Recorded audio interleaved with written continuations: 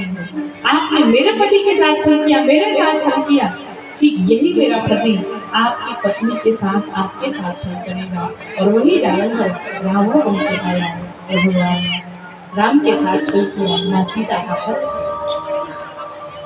वृंदा ने इतना कह करके अपने दाहिने मुष्टि से योगाग्नि प्रज्वलित की, स्वयं के शरीर को भस्म कर डाला और उसी भस्म से पौधा निकला, जिस पौधे का नाम हुआ तुलसी। भगवान ने वृंदा को वरदान दिया, वृंदा आज के बाद से मैं तुम्हें वरदान देता हूँ, मेरा एक विवाह तुलसी के साथ में संपन्न होगा। और जो हम शालीग्राम श्री ठाकुर जी का विवाह मैया तुलसी से करेंगे। आज के बाद आप हमारी पटरानी रहेंगे। दूसरा वरदान, जब तक मुझे कोई भी भोग लगाए और जब तक मेरे भोग में तुलसी दल न पड़े, तब तक मैं भोग ग्रहण नहीं करूंगा। इसीलिए जब भी श्री ठाकुर जी को शालीग्राम भगवान को भोग लगाया जाता है, उसमें तुलसी का पत्ता अवश्य रहना चाहिए। श्री ठाकुर जी को शालीग्राम भगवान को एक अक्षर भी बिना तुलसी के नहीं रखना चाहिए।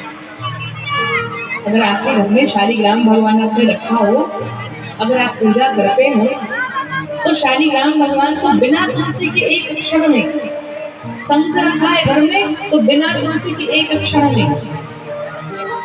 और शालीग्राम भगवान की पूजा स्त्रियों को वर्जित है। अगर आपके घर में शालीग्राम भगवान हो, तो शालीग्राम भगवान की पूजा नहीं करें। अगर शालीग्राम भगवान को घर में रखा है, तो ये पुरुषों का दायित्व बनता है कि उनकी सेवा करें, अन्यथा न लाएं। शालीग्राम भगवान की पूजा बहुत आसान नहीं है। शालीग्राम भगवान की पूजा बड़ी दिव्यता से की जाती है, बड़ी श्रद्धा से, बड़े भाव से किया जाता है। शालीग्राम श्री ठाकुर जी अगर घर में रखे हैं, और ध्यान रहे शालीग्राम भगवान को कभी बाजार से खरीद के मत लाइए। कहते जो बाजार से खरीद करके लाता है नरक होता है। भगवान को कौन खरीद सकता भला, लेकिन आजकल तो सब देखा देखी काम करते हैं।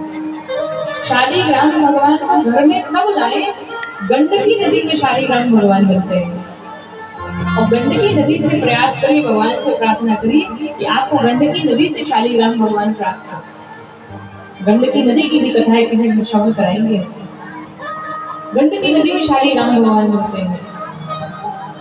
और गंडकी नदी से लाए, अगर वहां से न लाए तो जो आपके गुरु हो, आपके पिताजी हो, जो एक परंपरा चली आ रही होती है कि गुरु जी ने अपने शिष्य को प्रदान किया, उस शिष्य ने दूसरे को प्रदान किया, अगर ऐसे लेकर के आते हैं तो भी अच्छी, लेकिन खरीदने की भूल कभी ना करें ठाकुर जी। तो शालीग्राम भगवान की पूजा बड़े भाव से, श्रद्धा के साथ, स्वच्छता के साथ होनी चाहिए। और तभी से शालीग्राम भगवान के भोग में तुलसी दल डाला जाता है। जन्म का ही दूसरा कारण है भगवान के, वही जालंधर रावण बन के आया। जन्म का तीसरा कारण आता है नारद मोह की कथा।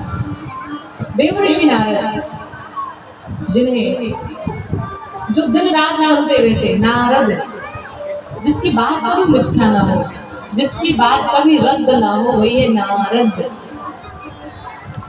देवर्षि नारद माता सती के पिता दक्ष, उनको ब्रह्मा जी ने संसार को आगे बढ़ाने का दायित्व दिया, संतानोत्पत्ति करने का दायित्व दिया। और देवर्षि नारद